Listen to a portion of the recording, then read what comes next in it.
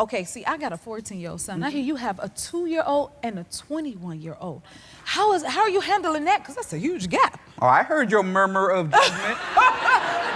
Oh. And I agree. It was a choice.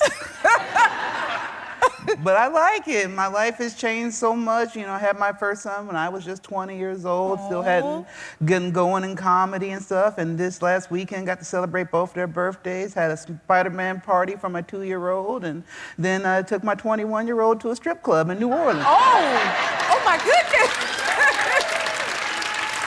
What was that like? I could not be prouder of him. If you want to judge what your parenting has done, take your kid to a strip club. He was such a gentleman. He was so kind, so sweet. Every time strippers would walk around, even if he'd seen him before, they would come by and he'd go, "Hi, my name is Malcolm. What is your name?" And you was a proud dad, huh? I was proud. I had a guy come up to me. He was like, "Man, I hope one day I could be as good of a dad."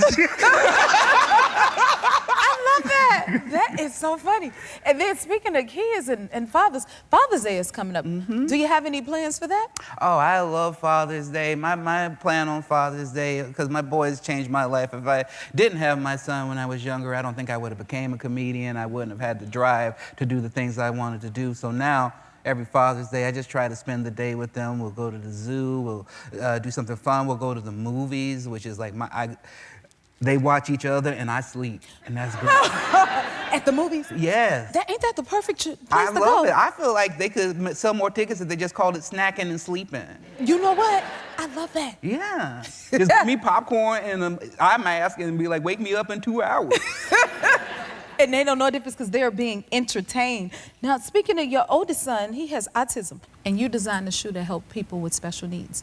Can you tell us more about that? My son was diagnosed when he was 2 years old, and it was a big change in my life and the way I went about my life. It has brought so many wonderful things to me now, and one of those is I have a partnership with Puma and Foot Locker where I get to design sneakers. And that's awesome. Thank you. And there've been some other partnerships where I've designed cool-looking sneakers, but you know, I'm having a son with autism. I wanted to design some that had accessibility in mind, and you didn't have to tie them if you don't need it. My son doesn't like to tie his shoes. I don't like to tie my shoes. I don't either. So you don't have to tie these ones. Okay, I'm down for that, baby. That's for sure. Send me a pair, okay? Absolutely, we I got need you. That. Now, you're a designer, you advocate, you're an actor, you're currently doing a comedy tour. Like, how do you have time for everything? How do you balance it all? I don't. I'm very tired all the time. I understand that too. I'm just tired. I sleep, I nap a lot on a plane or a car. Wherever I can nap, I'm napping, basically.